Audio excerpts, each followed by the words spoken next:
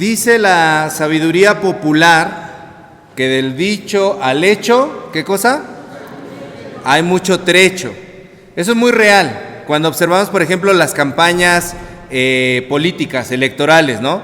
Y lo comparamos con los resultados, lo que era la campaña, las promesas de campaña y los resultados. Los politólogos saben que cuando se hace una promesa que suena rimbombante, que suena muy exagerada, pero que apunta exactamente a las inquietudes, a las necesidades de la gente, aunque sea imposible de cumplir, va a tener éxito.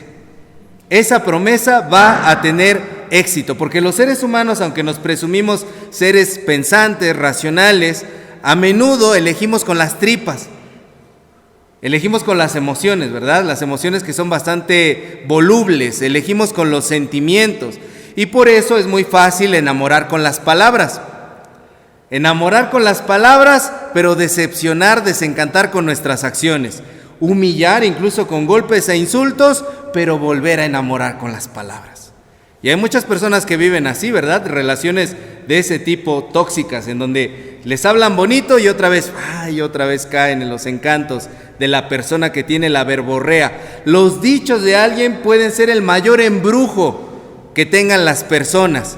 Dice también la sabiduría popular que verbo mata carita. ¿Qué quiere decir eso? Que la persona que tiene labia, que como dicen ahora es muy labioso, puede conquistar casi lo que sea, y que no importa que seas feo como pegarle a Dios, si tienes verbo, vas a conquistar lo que tú quieras. Claro que después del otro lado está la otra combinación, ¿verdad? Cartera mata verbo. Entonces ahí sí ya ni cómo competirle, ¿verdad? Pero mientras verbo mata carita, y las personas que son muy habilidosas, muy elocuentes, pueden tener el mundo a sus pies, aunque no cumplan nada de lo que dicen, aunque se quede todavía en palabras huecas, en promesas sin cumplir. Algunos de estas personas hasta llegan a ser presidentes, llegan a ser líderes mundiales, llegan a ser personas que tienen mucho poder, ¿no? Y la gente incluso los elogia, o es capaz de perdonarle lo que sea a estas personas que con sus palabras los encantan, porque son como los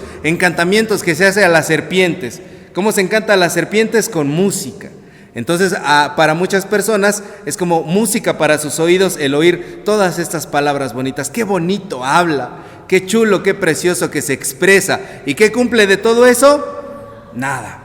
Y el día de hoy estamos ante un caso que tiene que ver con un dicho poderosísimo, alguien que tuvo en sus palabras la bendición de decir algo que quedó para la posteridad. Una vez el apóstol Pedro dijo algo que nos ha dividido como cristianos, los católicos romanos de un lado y el resto de la cristiandad del otro lado, incluso católicos ortodoxos, protestantes, evangélicos, sin denominación, estamos del otro lado.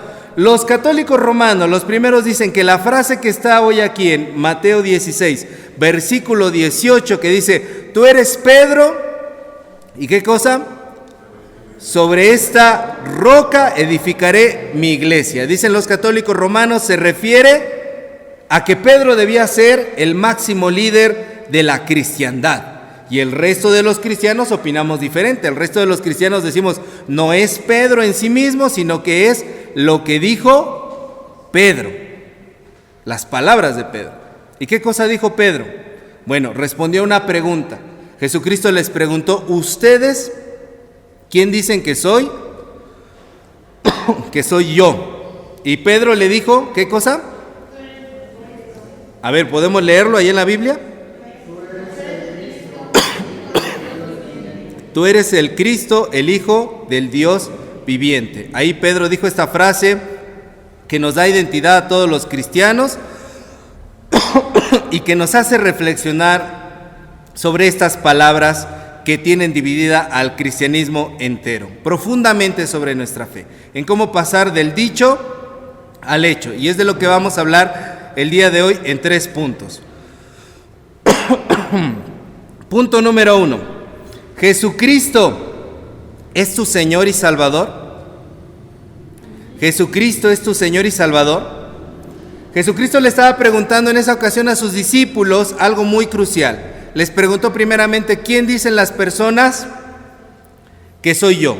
Y las respuestas fueron múltiples, porque la gente es muy chismosa. Ya desde esa época la gente era muy chismosa.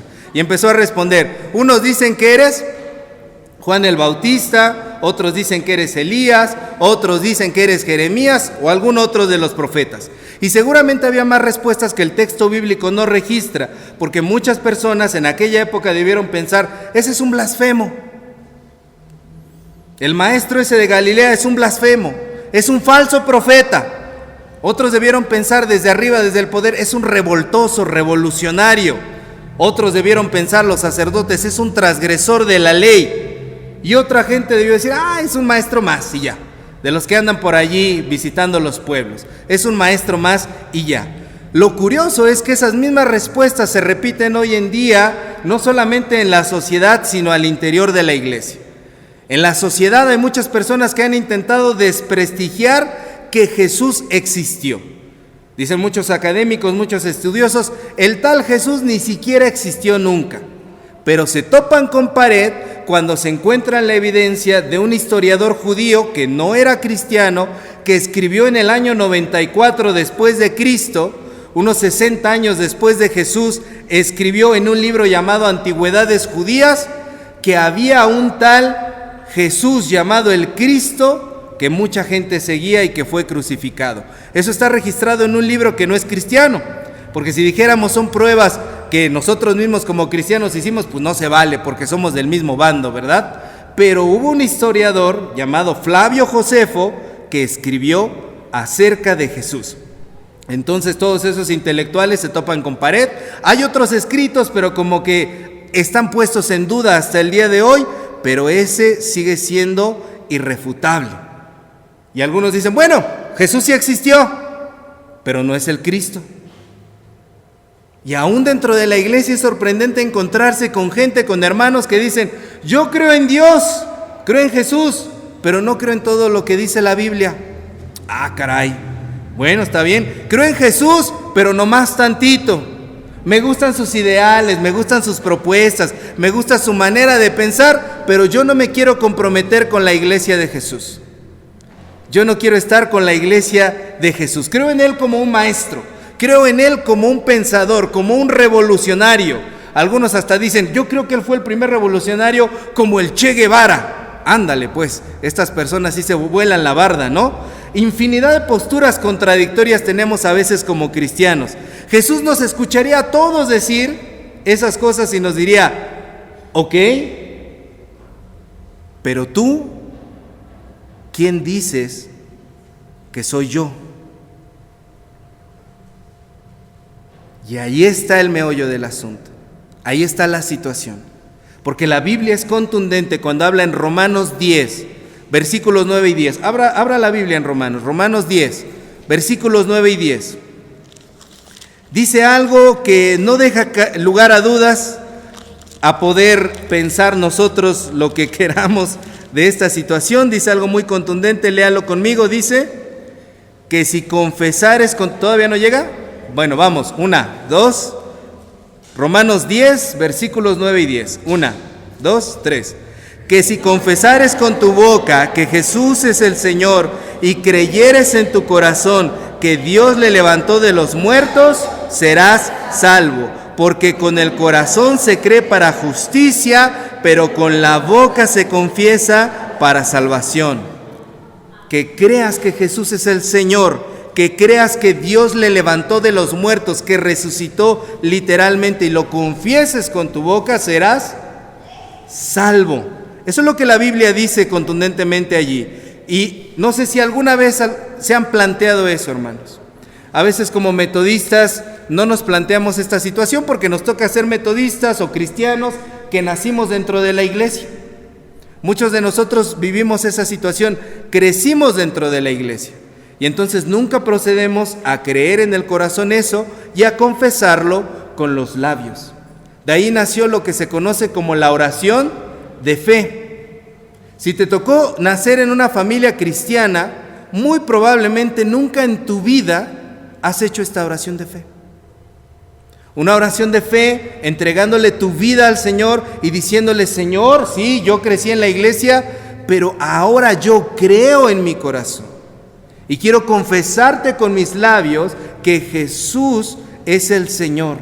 Yo creo en ti como mi Salvador. Yo creo en ti, en lo que tú hiciste en la cruz. Yo te pido perdón por mis pecados. Yo te quiero entregar mi vida y que tú gobiernes en mí a partir de ahora.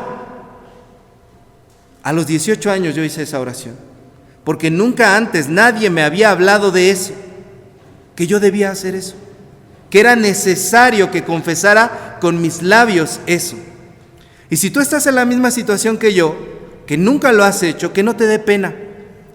Todos necesitamos hacerlo, plantearnos seriamente quién es Jesús para mí, y un día arrodillarte delante de Él y confesarlo con tus propios labios y decirle: te acepto en mi corazón. Si no lo has hecho, el día de hoy es el día para hacerlo.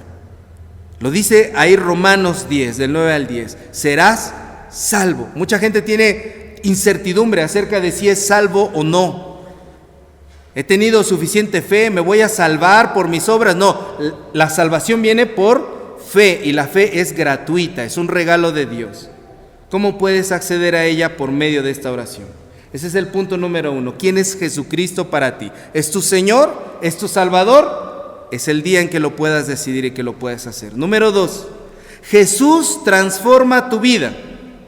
Cuando Pedro hace esta declaración, hace esta confesión, Jesús le cambió el nombre. Pedro no se llamaba Pedro, hasta ese entonces se llamaba Simón. Y no es como dicen en los memes: Simón, Pedro. No, Simón se llamaba él. Se llamaba Simón. Simón es una palabra que viene del hebreo Shimeón. Era uno de los hijos de Jacob. Y Shimeón viene de otra palabra que es Shema. Y Shema significa oír. Los israelitas tienen, ya les he dicho esa oración: Shema Yisrael, Adonai Eloheinu, Adonai Echad. Oye, oh Israel, el Señor nuestro Dios, el Señor uno es. Shema se llamaba Simón, el oidor, el que solo oye. Oía y oía un montón de enseñanzas, quizá de aquí, quizá de allá. Oía a un maestro y oía a otro, que eran muy comunes en la época de Simón. Pero Jesús le dijo: ya no más vas a ser un oidor, no más un oyente, ahora vas a ser Pedro, Petros, que significa piedra o roca grande sobre la cual se edifica. Ahora ya no eres el que oye. A partir de hoy vas a ser el que construye, el que hace, el que va a servir de base para otros. Y le agrega una promesa: las puertas del Hades, las puertas de la muerte, del infierno, no prevalecerán contra ti, le dice Jesús. Es decir, le da un nuevo nombre, le da una nueva vida, le da una nueva visión y le da nuevas habilidades. Ya no más ser una persona pasiva. Ahora vas a ser constructor. Ahora puedes vivir la vida sin miedo a la muerte.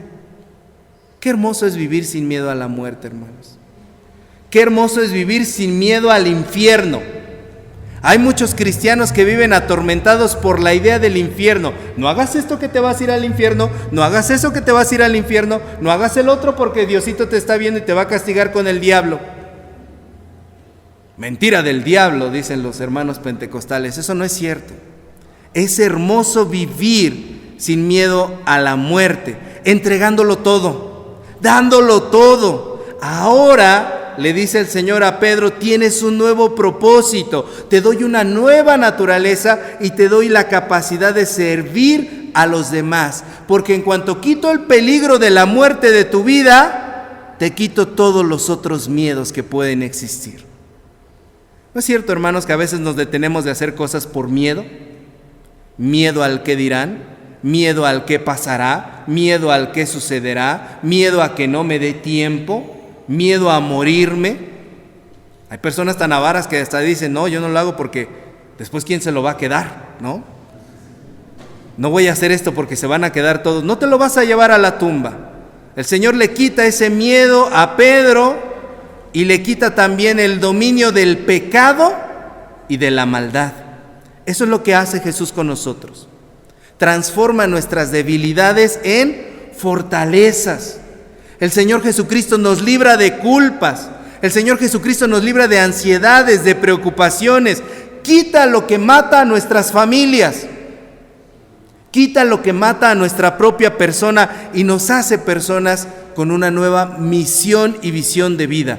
Nos vuelve seres humanos preocupados, cariñosos y amorosos los unos de los otros. El Señor nos hace constructores, construir maravillas en su nombre, y nos libra de la aburrida y somnífera forma de vivir, de ser nada más oidores. Qué aburrido es ser oidor, hermano. Qué aburrido es ser cristiano que nada más oye. Qué aburrido es ser persona que nada más se la pasa oyendo en su vida.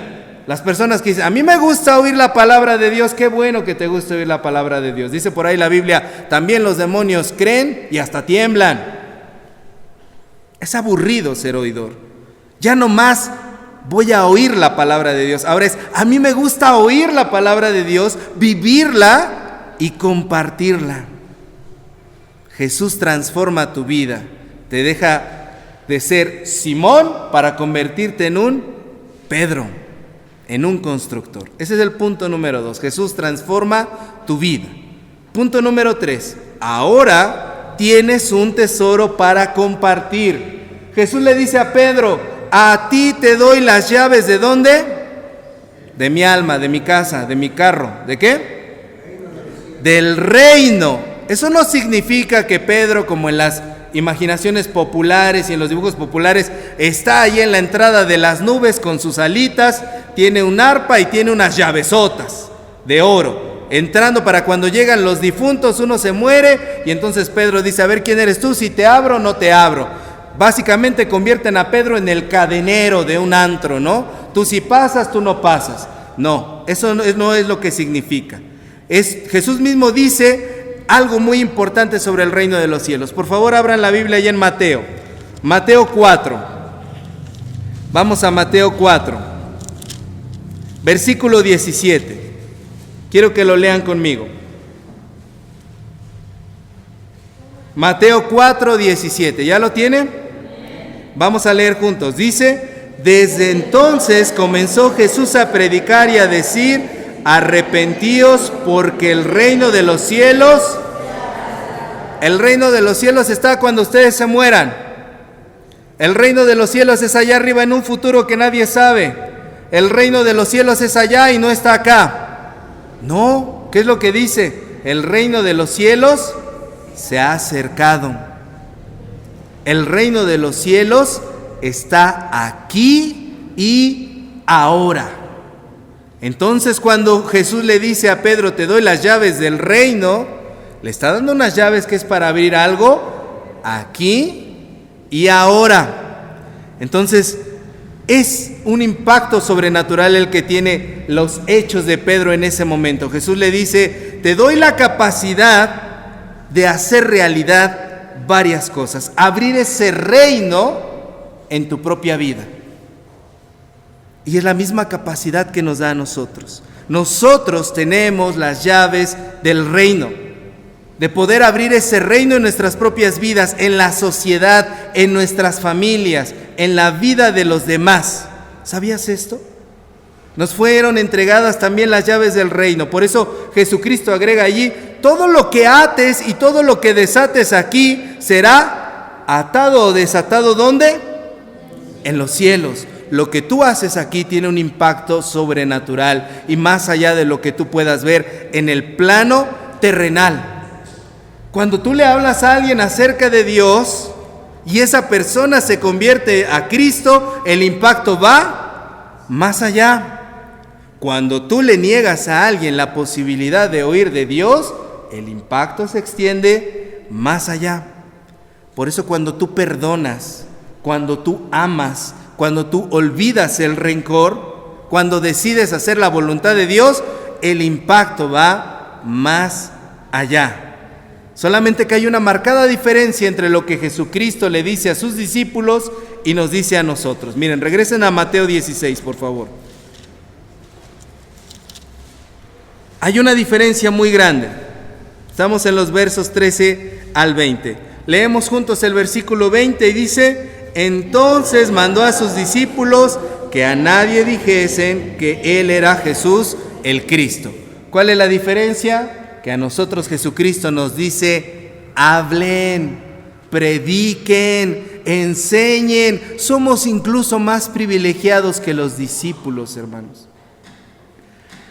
Somos más privilegiados que los discípulos. A nosotros el Señor nos manda hablar a todo pulmón, desde las azoteas, en cualquier espacio, poner por obra nuestra fe, pasar del dicho al hecho.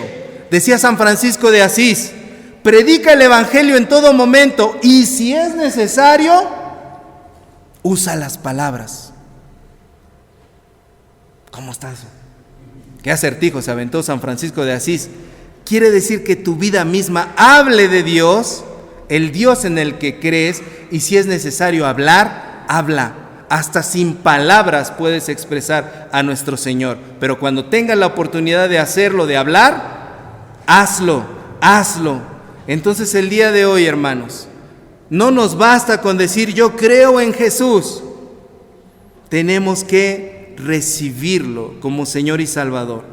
Tenemos que permitirle que transforme nuestras vidas, y ahora que tenemos las llaves del reino en nuestras manos, somos llamados a compartir el tesoro de la fe. ¿Con quién?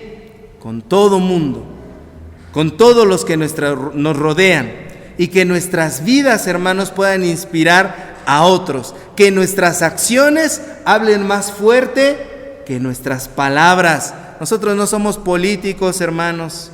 Nosotros sí tenemos que poner por obra lo que decimos, que nuestra fe sea una luz que brille para alumbrar a los demás. Pasemos del dicho a los hechos. Es el momento de hacerlo, hermanos. Y para concluir, yo les invito, hermanos, a que si ustedes nunca jamás han hecho esa oración para recibir al Señor Jesús en su corazón, y ustedes quieren hacerlo el día de hoy, siempre lo pueden hacer. No se sientan obligados si no quieren en este momento, pero háganlo en cuanto lleguen a la intimidad de su hogar. Pero si usted quiere hacerlo en este momento y quiere recibir al Señor Jesús y tener esa seguridad de que usted es salvo y quiere empezar ese camino del dicho a los hechos y quiere recibir a nuestro Señor Jesucristo, yo le invito a que venga en este momento al reclinatorio. Venga al reclinatorio quien lo quiera hacer, incluso quien quiera renovar votos con el Señor. Porque siempre hay alguien que necesita renovar sus votos con el Señor. Y si ustedes quieren hacerlo, por favor, les invito a que vengan. Y si usted ya lo hizo,